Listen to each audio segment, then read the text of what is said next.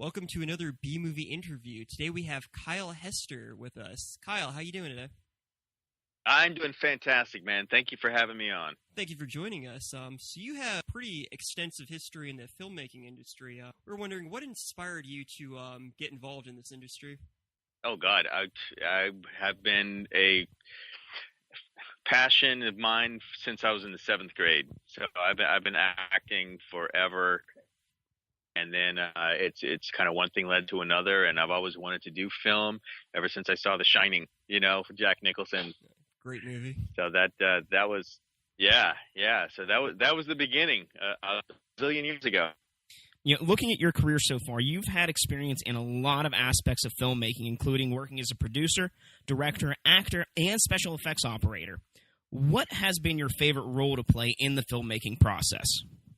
You know what? To be honest with you, I think is for sure. So it's funny because I like to I consider myself the reluctant producer. So it's like, all right, well, if I have to do this to get a movie made, then let's do it. So yeah, but acting is definitely the first, but they all have their own kind of awesomeness to it with as far as being creative.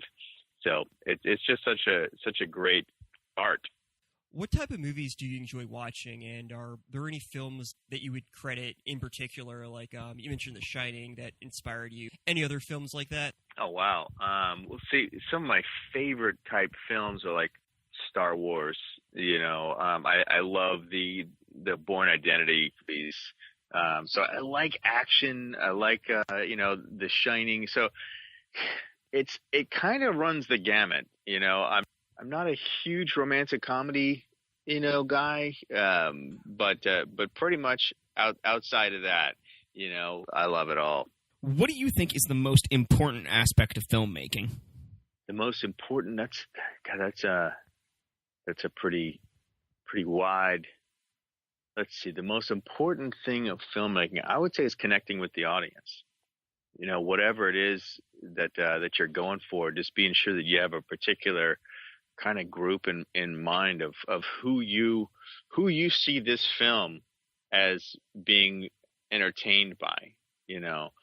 So, and I think it's easy to miss sometimes if you can't kind of explain what the genre is of something, or then it can miss its mark. And I think that you see a lot of things that aren't successful for those reasons. It's like, well, yeah, it was funny, but it was not really funny, but it was there was some action in there.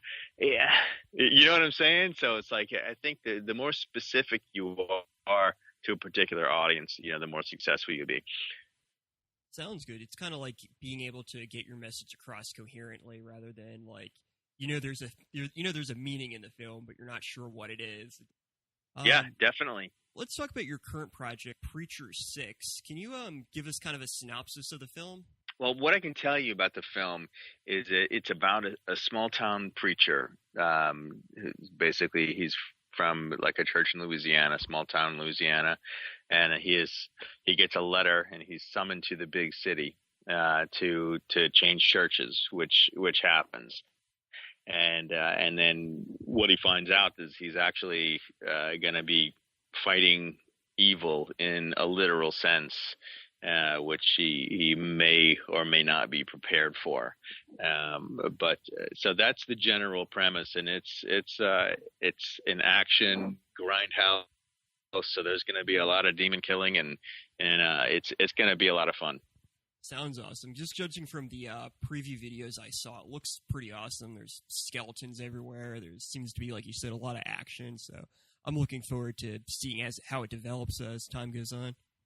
Well, I'm excited. I think that the people, the fan base they're excited. I'm excited. So we're just like, basically as soon as we have the money to do it, then it's greenlit and we're going to get it done.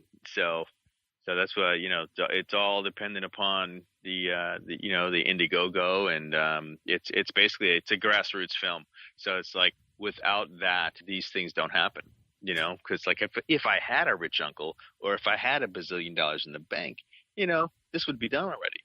But So you just got to keep pushing, keep pushing for the art.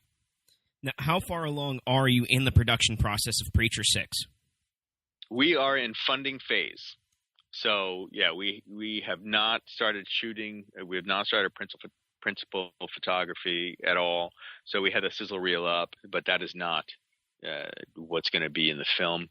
So it's just kind of like a teaser of like, this is kind of what we're going for, the vibe kind of thing. So hopefully that whets people's appetite a little bit. And we're going to actually be doing another sizzle reel where we're going to introduce my character, Preacher 6, into it.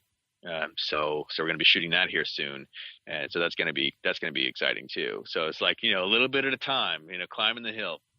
So we kind of caught you in the beginning, so we'll get to see the production from the beginning to the final product. So that's kind of exciting. Yeah. Oh yeah, man! You guys are seeing it from funding to filming. It's kind of like live action documentary. So I read that your wife was the one who wrote the film or came up with the idea. Yeah. What inspired the idea? Did she tell you if there are any things that inspired her on it? Well, you know what? The funny thing is, I had just been involved in another film that kind of like blew up in everybody's faces and went away. That I had spent 5 years of my time, our time, trying to get this thing off the ground. And I was ungracefully not a part of the film anymore. So basically, I told my wife, I was like, I will never put us in that position again. So, hey, let's do this thing ourselves. Let's make what we want to see, what we think people want to see. And then, so I'm out in the backyard and I'm, kicking leaves and being frustrated and whatnot. And I come back inside and she's like walking around the house going, Preacher, like that, this like creepy, like whisper Preacher voice. And I'm like, what is that? And so she's like, I don't know, but it's awesome. So then that was kind of like the inception of the film. We started, bouncing ideas, and she was letting me know what she was thinking, and then the story just kind of started to run away.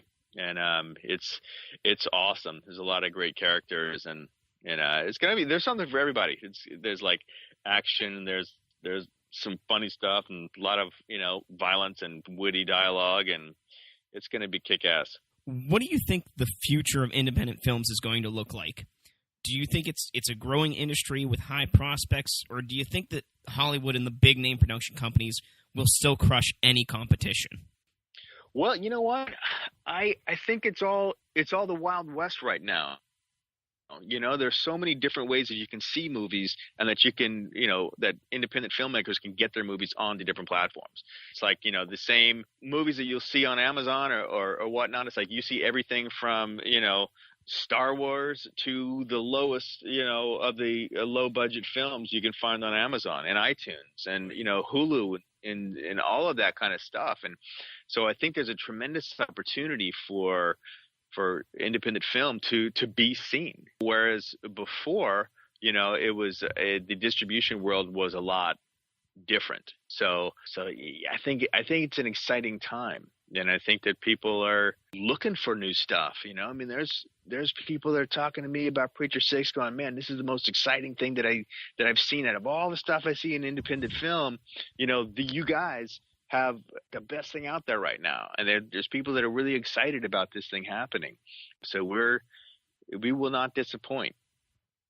Yeah, I was telling people the other day that I think the rise of the internet really changed independent filmmaking for the better.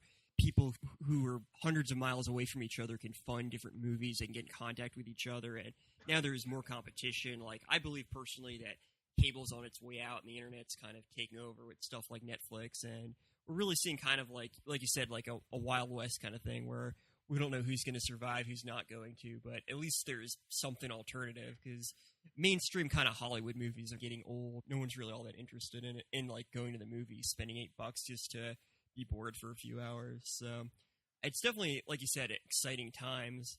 The internet has also given us a lot more accessibility. You can research the things, you can find things more easily. It's not just flipping through a video catalog. And unfortunately, it's no longer walking through your local video store or rental place to see what's on the shelves. But it does give that better accessibility.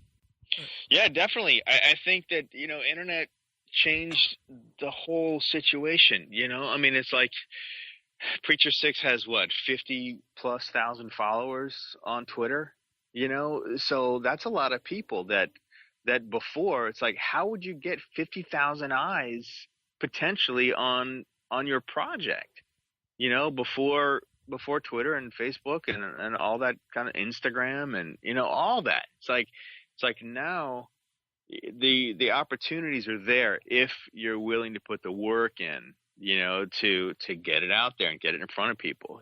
That's how we're talking because of Twitter. There's lots of opportunities now. What do you think it is about independent films that make them special? Are there qualities that separate them from like mainstream Hollywood films? Well, you know what? Here's what I think the difference is. First, okay, you're gonna run the gamut of like skill level in independent film. So basically, my job is to put the people that are the best at what they do all at the same place at the same time to make this thing. Because it's like your film is only going to be as good as your weakest link.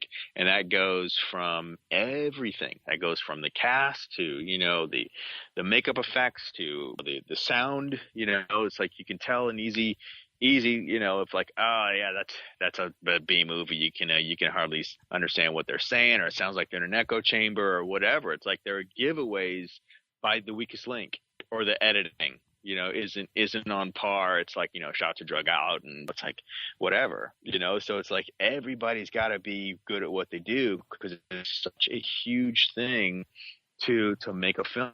Many people that do a particular thing on this one entity called whatever your movie's called.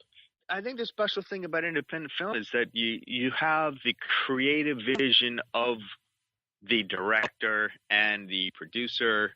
And that's it. It's like you don't have the filters. You don't have all of the levels of people telling you can and can't do this. Well, this isn't going to work, or you got to mellow this out, or whatever. It's like it can be truly what it was intended to be, and it's like, and the audience is either going to like it or they're not. But whereas like in the studio films, they have so much money, that they put on the line with each of these films that it's like a lot of that can be diluted, unless you have really strong producers who are like, no, this is what's going on. But those are few and far between. People that can like tell the studio, I know you're putting in $100 million, but this is how we're going to do it. It's a handful of people that can do that, so other than that, it's a lot of like red tape and hoops and stuff like that. So yeah, that's a good way of putting it. It seems like when you watch independent films, even if it's a bad film where the director and the writer had no talent, a movie like The Room, you can still tell that there was heart in it. You can still tell that they had a vision, even if it was a bad vision. So I think, people are going to support what they want to see. But I mean, I'll tell you this, getting a film made, getting something in the can is hard to do.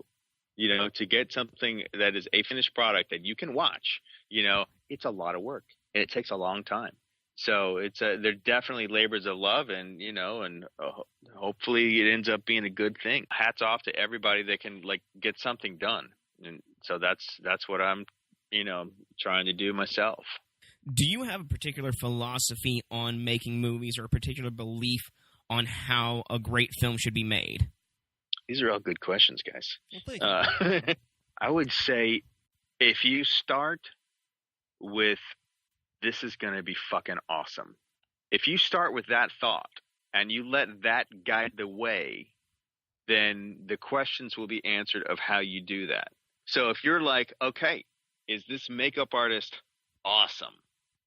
That's who you hire, And so it's like basically if it all kind of flows from that space, then hopefully you end up with something that's close to it. I mean, first of all, the script has got to be great, or the idea anyway. And then you got to have the actors that can pull it off. So it's like, and that's the whole thing. It's like everybody has got to be really good at what they do. And I think that's the challenge, is finding, 100 people that are all really, really good at what they do. It's challenging. What advice would you give someone who wants to get involved in filmmaking? Get on sets. PA work, get on sets, find out, all the stuff that I'm talking about, find out, what the lighting guys do and how the sound guys work and who, what's the first AD and what does the first AD do? And second AD, and there's two ADs, so do they like all yell cut? Or it's like all these answers, like how does a film set run? Get on a set and then go from there. But if you already know what you're doing, I mean, it's taken me a bazillion years to know all these things, being on sets and doing just about everything on set that I can think of. I'm not a cameraman and I've never run sound. But, everything else from art department to building sets to, gripping and doing the lights and, all of it. I've done everything. So, and that's when you know how it works. That would be my advice, to get on sets. So we've got one last and very important question for you. This is something that Paul and I often debate, and it has become kind of a signature question for us during interviews. What is your opinion on hairless cats? My opinion on hairless cats. Yes. Well, it's okay. I can take this question. Do I like hairless cats? Would I want a hairless cat? No. My opinion of them is like, wow, that's kind of cool. I bet you get cold. So that's my objective opinion about a hairless cat, that I would not want as a pet. But I could see how people might think that it's cute because it's weird looking. See, I think they're adorable and lovely, and they are quite cuddly. Paul has a very different opinion. Yeah, they just gross me out for some reason. It looks like something went horribly wrong with that cat, and I just... You know what? I want you to pull something up. A buddy of mine is doing... he's trying to raise money for a horror film called Moggy Creatures. Mogggy Creatures. Look it up. You should. He's got a Twitter site, and then ask yourself about hairless cats after you see his. Oh my God, this looks amazing. Yeah, we just looked up we saw it online. Oh my God, that looks awesome. I got to see this. Yeah. His name is Scott Frizzell. He's awesome. So I hope that thing gets made. I mean, I know he's not doing what I'm doing, but he's trying to get it made, and so I just can't wait. I hope he does. Yeah, this looks amazing. We're seeing the trailer right now. I knew hairless cats were terrifying. Look, they are adorable. Look at this beautiful creature. It's majestic. It's not natural. It's not natural at all. Like I love animals. Like I love to pet all animals, but it doesn't mean I want to pet all animals. And yeah, that's my opinion on that one. That's true. It's hard to pet a porcupine. Yeah, that's a good point. Yeah. But Kyle, thank you for being on our show. Thank you for the interview, and we look forward to hearing more about Preacher 6. As the film progresses, we hope to hear from you again. Thank you so much. You can follow Preacher 6 on Twitter. It's at Preacher 6, just like it's spelled. And I am also on Twitter at Kyle D. Hestor. So you can find out all the good stuff about what we got going on, and please support Preacher 6 on Indiegogo if you can, and support independent film in general, because this is where the magic is. That's it for this B-Movie interview. And remember, be brave, be alive, be back for more.